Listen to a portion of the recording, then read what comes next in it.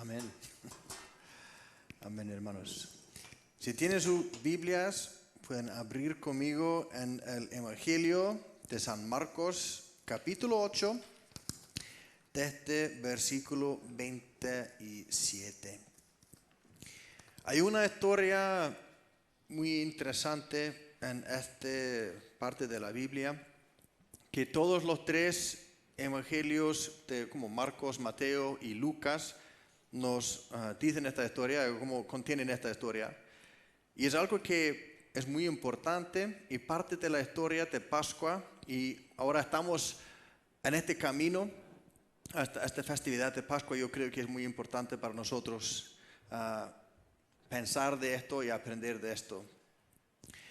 Si leemos el versículo 27 hasta el versículo 30, leemos.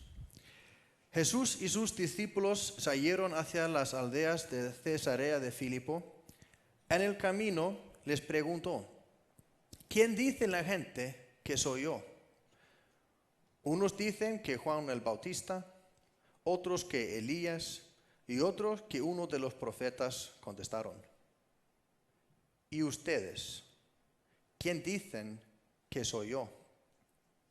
Tú eres el Cristo, afirmó Pedro. Jesús les ordenó que no hablaran a nadie acerca de él. Y es una frase que parece muy casual aquí, pero que cuando vemos el Evangelio como un libro entero, es una frase importante: en el camino.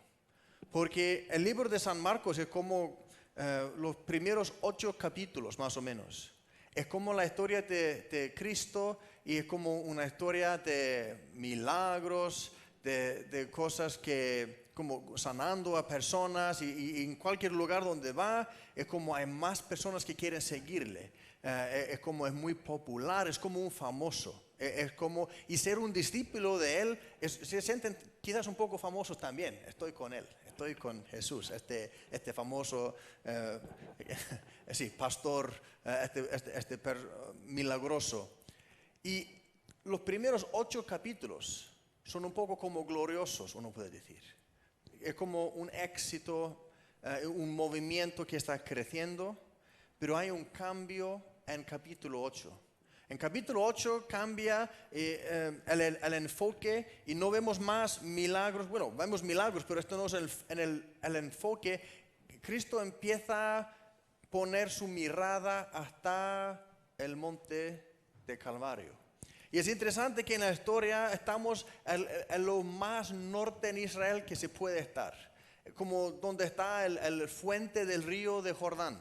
Es como donde empieza este río que da vida a todo el país. Y cuando seguimos en el libro es como estamos siguiendo este río hasta el sur, donde está la ciudad de Jerusalén. Y por el resto del Evangelio, Jesús y sus discípulos están en el camino. Y nosotros, como discípulos de Cristo, la vida de un cristiano también es una vida en el camino. Y en el camino, Cristo les pregunta: ¿quién dice la gente que soy yo? Y como contestan, es casi como hoy. Si uno pregunta, ¿qué dice la gente? ¿Quién es Cristo? ¿Quién es Jesús? Hay mucha gente que saben quién es. Mucha gente que como le siguen, pero como un poco alejados, de una distancia segura.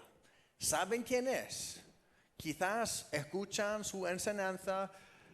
Quizás si tienen un amigo, un hermano, alguien que está enfermo, traen la persona a Cristo y creen que Cristo puede sanar. Es como la gente como saben quién es, pero de verdad no le siguen. De verdad no le entienden. Y como vamos a ver en estos versículos, de verdad no le vean como es. Y después, quizás la pregunta más importante. Cuando los discípulos han contestado, ¿qué dice la gente? ¿Qué dicen? Como es la palabra más general. ¿Qué dice la gente? ¿Y ustedes?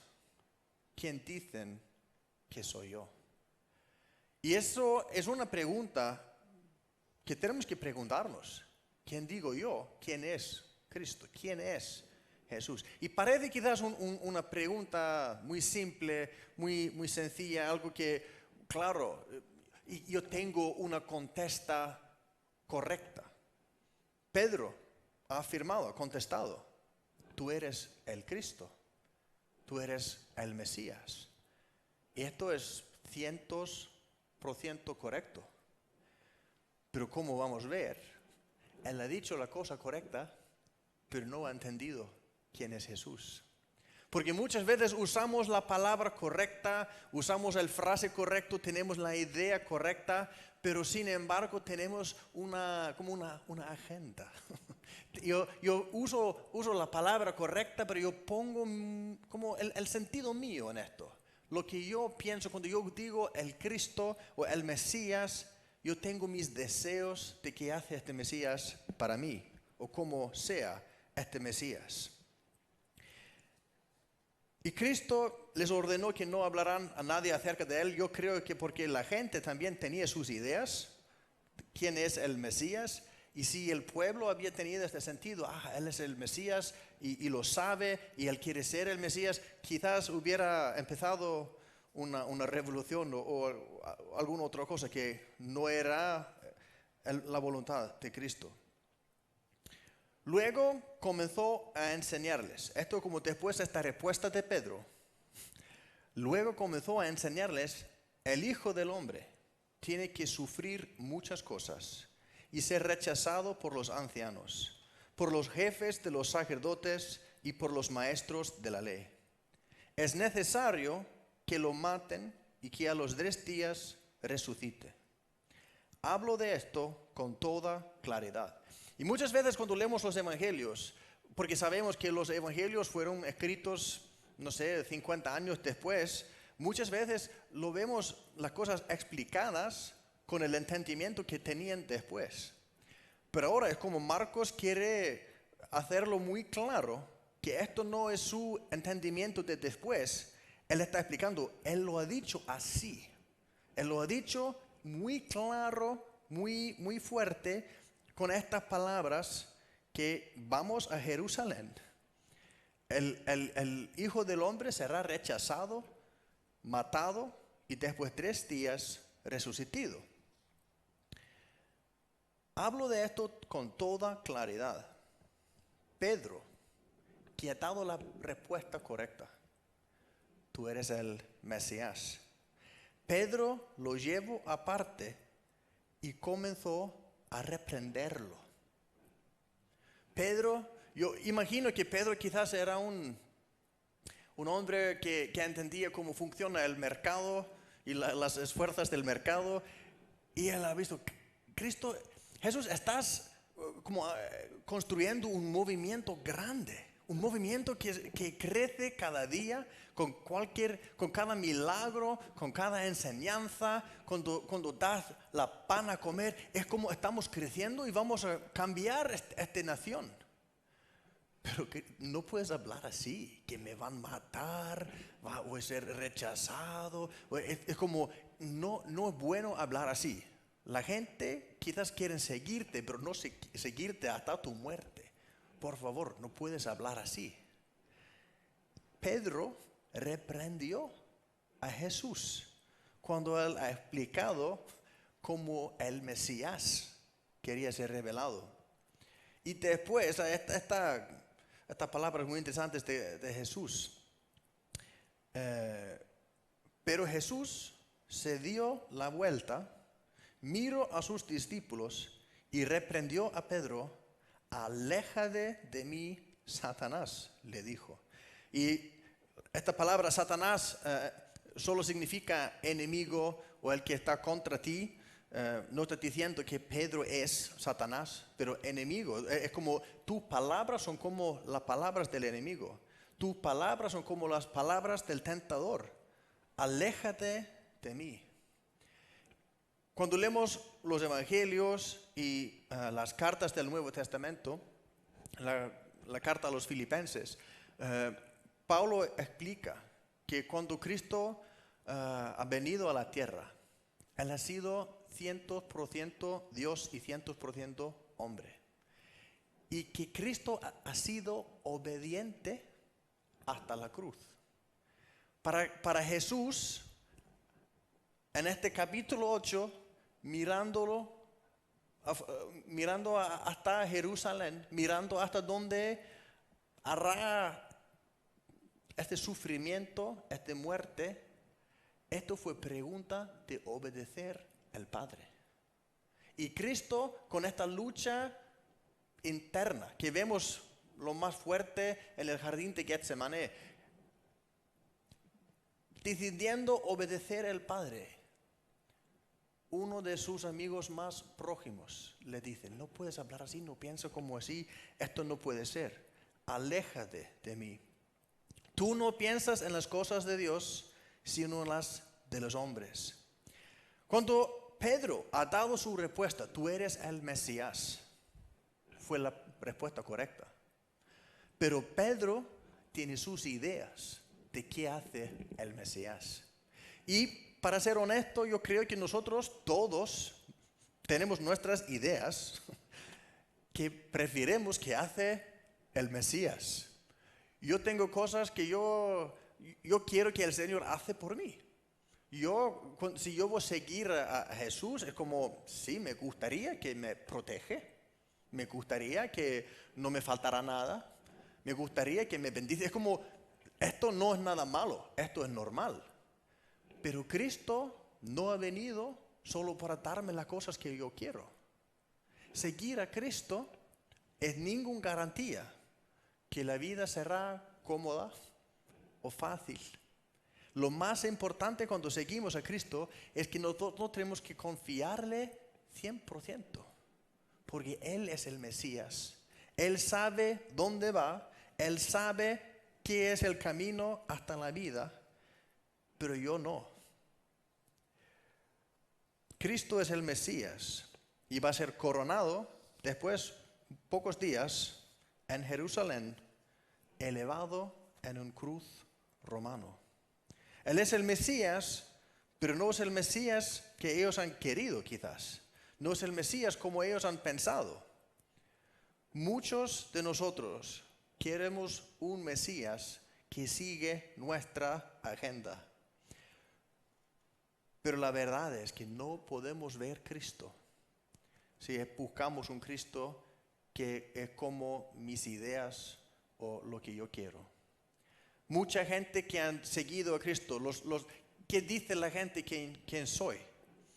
Un profeta, un milagroso, un buen predicador, buenas cosas. No ven a Cristo.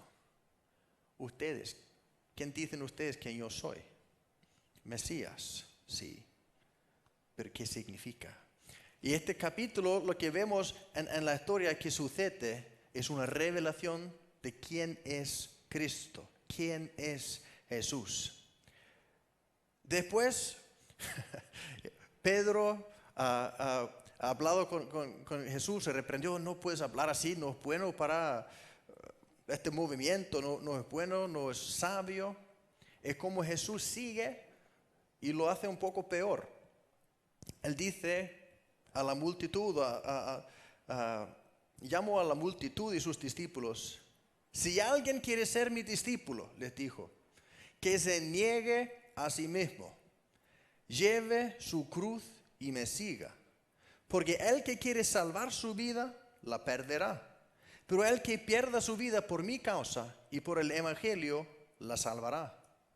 ¿De qué sirve ganar el mundo entero si se pierde la vida o la alma? ¿O qué se puede dar a cambio de la vida? Si alguien se avergüenza de mí y de mis palabras en medio de esta generación adúltera y pecadora, también el Hijo del Hombre se avergonzará de él cuando venga en la gloria de su Padre con los santos ángeles. Estas palabras de Jesús son muy radicales, muy fuertes, pero también palabras muy claras. Ser un discípulo de Cristo no trata de seguirle por las cosas que me da. Ser un discípulo de Cristo no trata de seguirle cuando yo entiendo lo que está haciendo. No tiene ningún sentido, si tú eres el Mesías, irte a Jerusalén para ser matado. Esto parece locura, no es lógico. Pero Cristo está diciendo, yo soy el Mesías, pero mi reino no es como piensan. Mi reino no es un reino de este mundo, de esta tierra. Si tú quieres, y esta palabra yo creo que es muy importante que entendamos esto o que lo vemos. Él que quiere salvar su vida, la perderá. El desafío más grande cuando queremos seguir a Cristo es porque nosotros, seres humanos, nos gustan dos cosas más que nada, creo. Sentirnos cómodos y seguridad. Y no es nada malo. Seguridad es bueno. Yo soy padre, pienso mucho de seguridad por mis hijos. Pero el desafío es cuando Cristo está en el agua y yo en el barco y Él me llama, venga, ven. Es como, me siento muy cómodo en el barco. Esto yo puedo ver mis límites, yo puedo tocarlo, parece firme, pero Cristo está un poco fuera. No muy lejos, pero poco fuera para acercarme a Él. Yo tengo que dejar este lugar cómodo y mi seguridad. Porque en los tiempos de Cristo casi nadie sabía cómo navegar. Saliendo del barco es como salir de la vida. Muchas veces cuando Cristo nos llama son las cosas que nos hacen cómodos, que son el desafío. Pero ser un testigo en mi lugar de trabajo es mucho más cómodo cuando nadie sabe que soy cristiano. ¿Sí? Seguirle en las cosas de mi financieras y todo esto es mucho más cómodo cuando yo tengo todo el control. Seguirle haciendo cosas que es como yo soy un poco flaco. Seguirle en cosas muy prácticas que son fuera de mi área de confort, fuera de mi seguridad, fuera de mi control. Cristo nos llama a dejar nuestro control. Él dice, porque tú quieres salvar tu vida, lo vas a perder. Cuando Cristo me llama, ven, pero yo no quiero, porque estoy en el barco y no me gusta y yo quiero salvar mi vida. Él está diciendo, si tú te quedas en el barco, vas a perder tu vida. La vida está conmigo. Tú quieres que salir de tu seguridad, de esta vida de confort y seguirme. Y cuando lo haces, vas a encontrar la vida. Cuando me sigues, encuentras la vida y la vida está solo un poco fuera de mi zona de confort, un poco fuera de mi seguridad. Porque la vida y el camino donde seguimos a Cristo es el camino de obediencia, el camino de confiarle, el camino de vivir en fe. Y cuando seguimos con los versículos, ya en el capítulo 9, y añadió, les aseguro que algunos de los que aquí presentes no sufrirán la muerte sin antes haber visto el reino de Dios llegar con poder. Este versículo yo creo que solo trata de lo que va a pasar un poco después. 6 días después, Jesús tomó consigo a Pedro, a Jacobo y a Juan, los 3 que también estaban con él en el jardín de Getsemaní, y los llevó a una montaña alta donde estaban solos. Un otro evangelio nos dice que fueron para orar.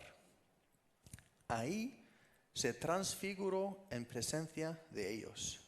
Su ropa se volvió de un blanco resplandeciente como nadie en el mundo podría blanquearla. Y se les aparecieron Elías y Moisés, los cuales conversaban con Jesús. Tomando la palabra, Pedro le dijo a Jesús, Rabí, qué bien que estemos aquí. Podemos levantar 3 alberques, uno para ti, otro para Moisés y otro para Elías. No sabía qué decir, porque todos estaban asustados. Esta historia en el monte,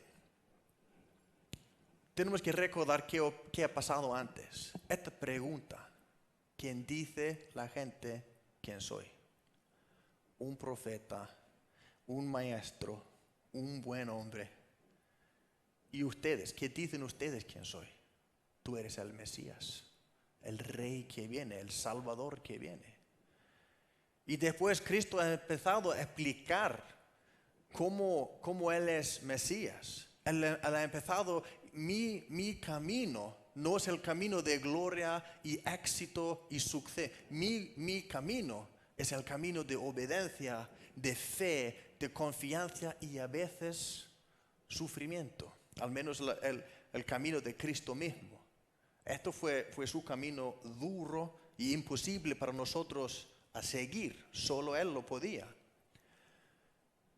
Antes, Pedro es como ha entendido por la revelación del Espíritu Santo que Jesús era el Mesías. Pero no ha visto en verdad quién es o cómo es. Él es el Mesías, pero él no sabe qué es el Mesías. Cristo explica este camino hasta Jerusalén. Explica cómo va a dar su vida por nosotros. Explica que para seguirle hay que ser obediente y confiarle y seguirle en este camino hasta Jerusalén.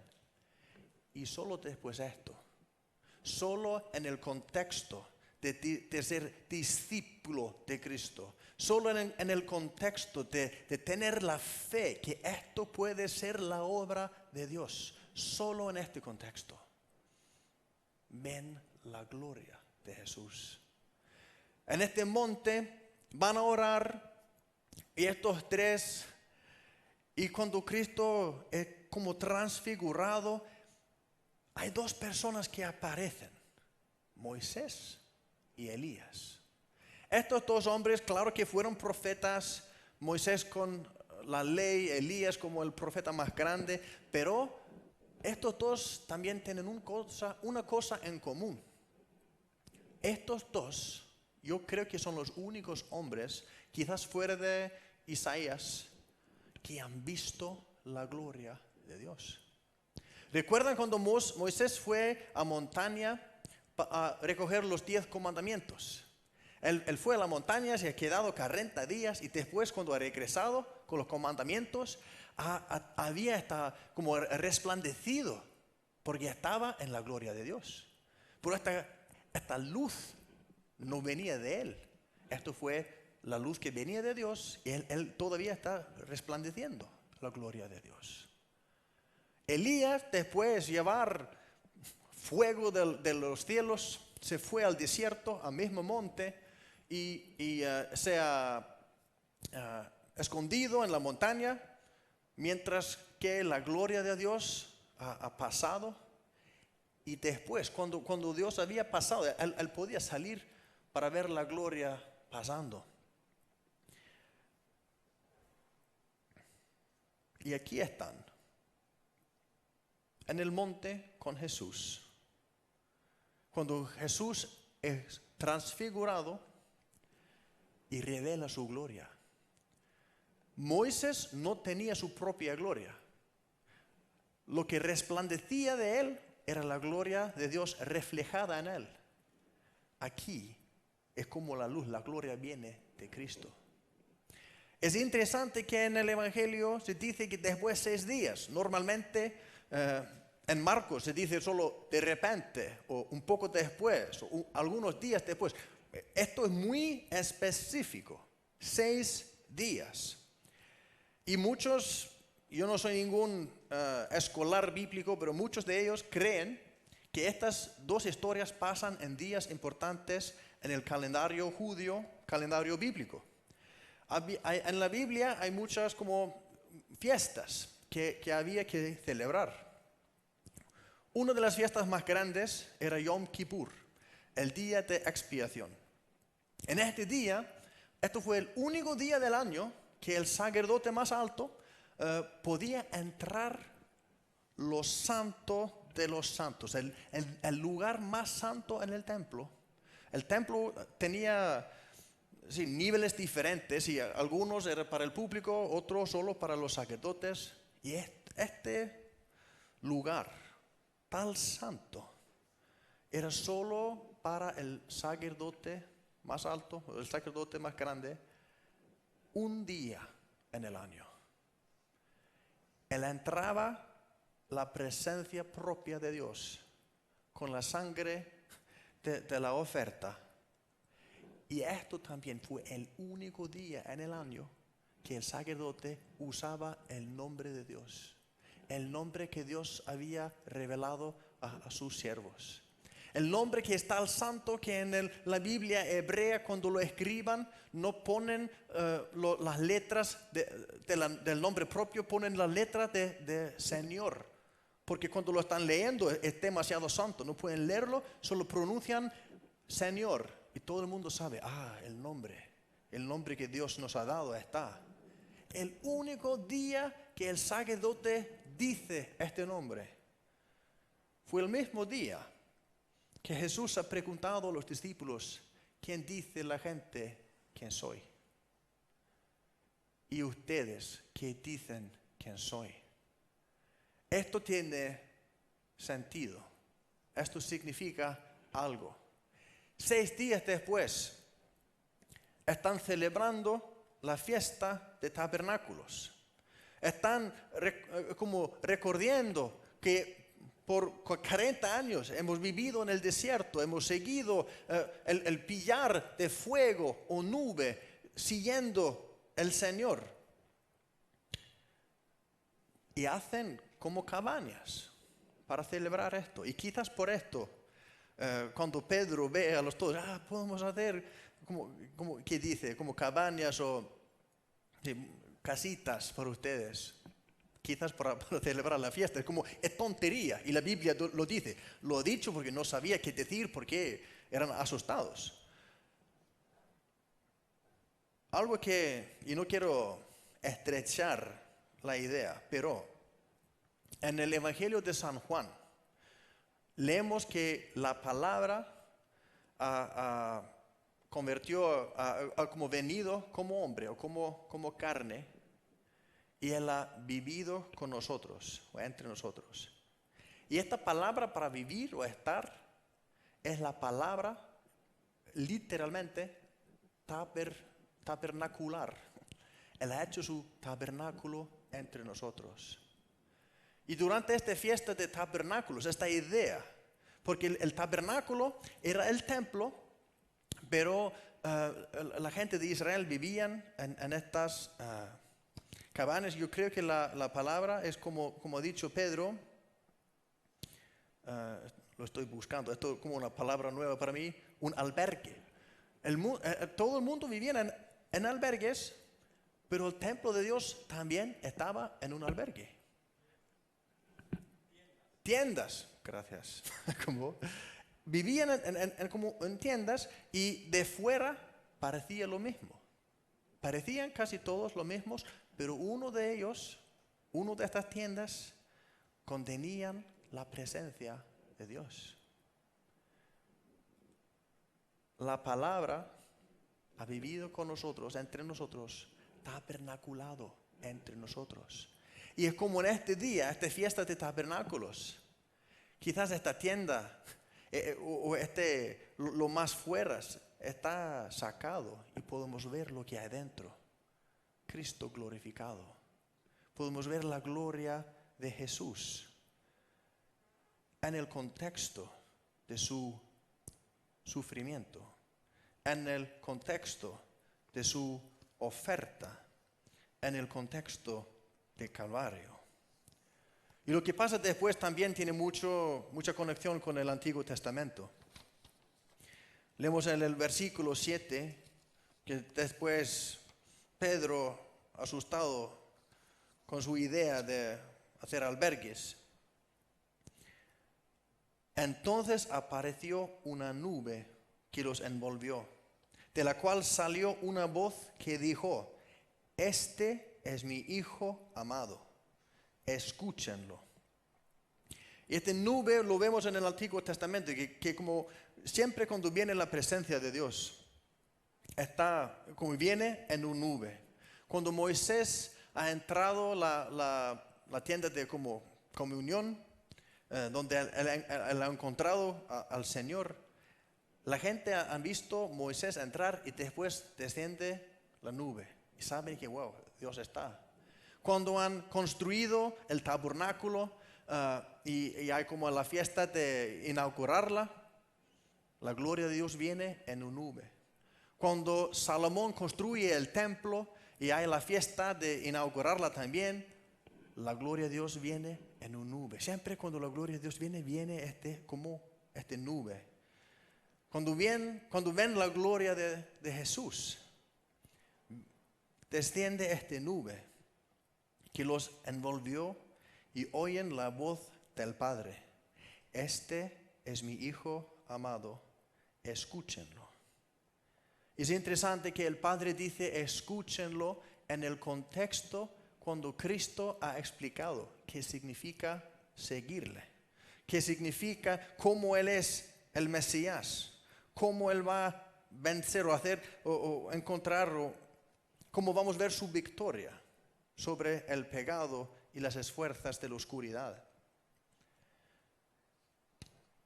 Y para terminar con los versículos, de repente cuando miraron a su alrededor, ya no vieron a nadie más que Jesús.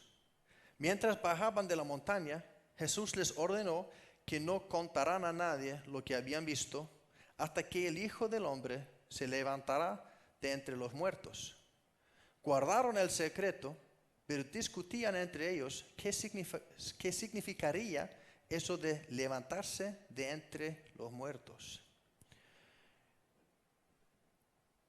Y la pregunta que se queda,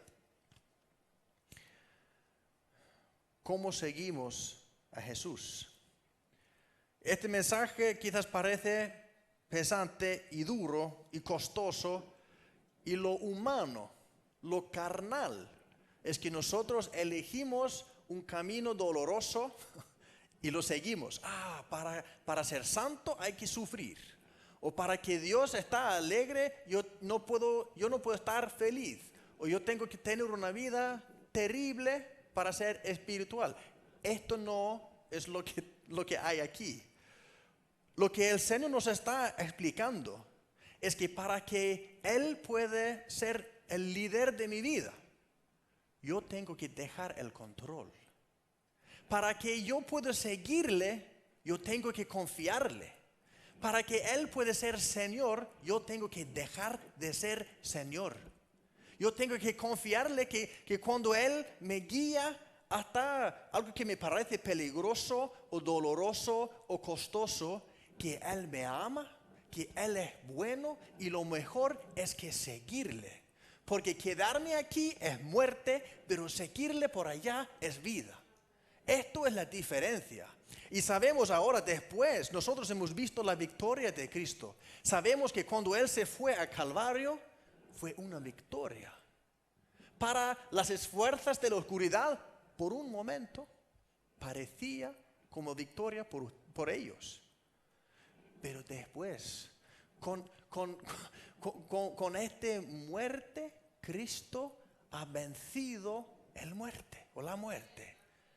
Con su oferta ha vencido el poder de pecado. Cristo, con su oferta, con su obediencia, nos ha dado la victoria. Si tú quieres seguirme, tienes que dejar el control. Para que yo pueda poner algo en tu mano, hay que vaciarla.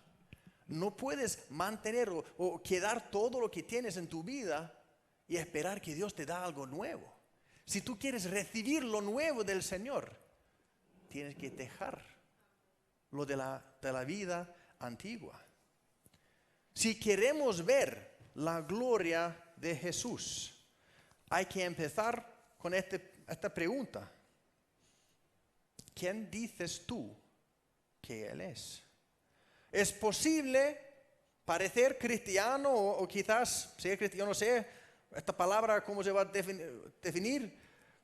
Parecer cristiano o parecer una persona que viene a la iglesia, pero guardar su distancia, como hacemos hoy con el COVID, guardando la distancia. Una distancia segura.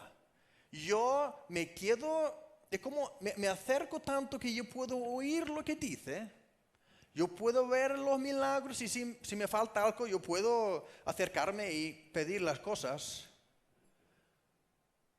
Pero no le sigo como discípulo. Le veo como un milagroso, le veo como un maestro, le veo como un profeta, pero no lo conozco como mi Señor. No lo conozco como este amigo prójimo, como esta persona tan importante para mi vida. Yo puedo verlo sin verle. Cristo nos llama, si tú quieres verme, si tú quieres ver mi gloria, si tú quieres conocerme, hay que seguirme. Y el camino de Cristo es el camino de 100% confianza en Dios. El camino de Cristo es el camino donde yo dejo control y le sigo a dónde va. Y no importa dónde va, le sigo. El camino de Cristo es el camino de obediencia, de fe y confianza. Y él usa esta palabra. El que quiere seguirme tiene que como cargar su cruz. Y nosotros humanamente hay que elegir su sufriencia. No. Cargar su cruz solo es que yo no vivo para mí. Yo no vivo solo para las cosas que quiero yo. Yo no busco un Mesías que me da todo lo que yo quiero. Busco conocer a Jesús como es, no como yo quiero que sea. Solo en el contexto de ser un discípulo, solo en el contexto de obediencia y solo cuando vemos la cruz de Cristo, podemos ver la gloria de Cristo. En la cruz vemos la vida de Cristo, el sangre de Cristo derramado por nosotros. Vemos la gloria de Dios revelada en esta oferta más grande de la historia del mundo. Vemos el carácter de Dios cuando Él juzga el pecado en el mismo tiempo que Él derrama su amor por nosotros. Si queremos ver a Cristo, hay que ver la cruz. Si queremos ver a Dios, hay que ver la cruz. Si queremos ver la gloria del Señor, hay que ver la cruz. Y yo creo que el propósito de estos versículos, el propósito de cómo San Marcos escribe su evangelio, es que, hermanos, no solo podemos oír la historia del sacrificio de Cristo como detalles de historia que hay que aprender. Es algo que hay que transformarnos. Yo como cristiano tengo que ser formado por esta historia. Mi Señor ha elegido este camino. Mi Señor ha venido y en mi lugar ha seguido el camino hasta Gólgota, hasta Calvario, para mí. Y Él me llama a seguirse. Él ha ido a la cruz para que yo no debería ir a la cruz. Él ha muerto para mí, para que yo no debería morir por mi pecado. Cristo no me llama como a sufrir solo para sufrir. Él me llama porque quiere darme vida nueva, porque quiere darme libertad, porque Él me ama y quiere lo mejor para mí. Pero a veces no parece lógico. No parece, si pensamos como Pedro, según maneras humanas, nos parece más lógico hacer otra cosa. Esta historia nos llama: confía a Cristo, pase lo que pase. Confía a Cristo. Sin embargo, si el camino parece difícil o imposible o no muy lógico.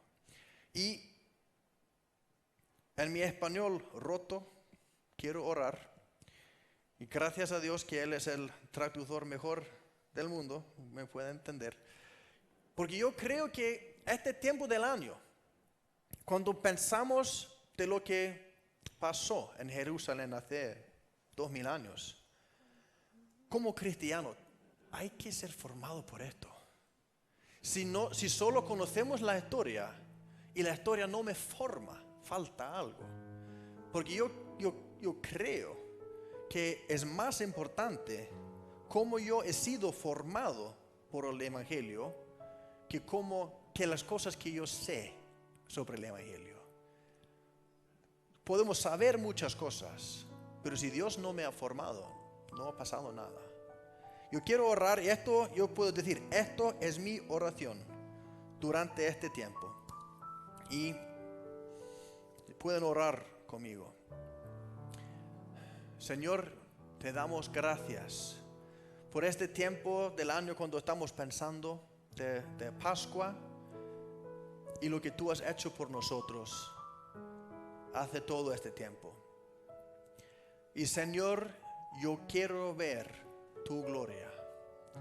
Señor, yo quiero verte como tú eres. Yo quiero conocerte como tú eres. No quiero ser engañado por mis ideas propias. No quiero ser engañado por mis deseos o mi agenda o lo que quiero yo. Señor, yo quiero venir con las manos abiertas, Señor. Señor, enséñame a conocerte. Enséñanos, Señor, seguirte. Y Señor, muéstranos si hay cosas en nuestras vidas que nos alejan de ti. Señor, muéstranos si hay seguridad que hay que dejar, si hay confort que hay que dejar. Muéstranos, Señor, si estamos guardando distancia cuando tú quieres que acercamos.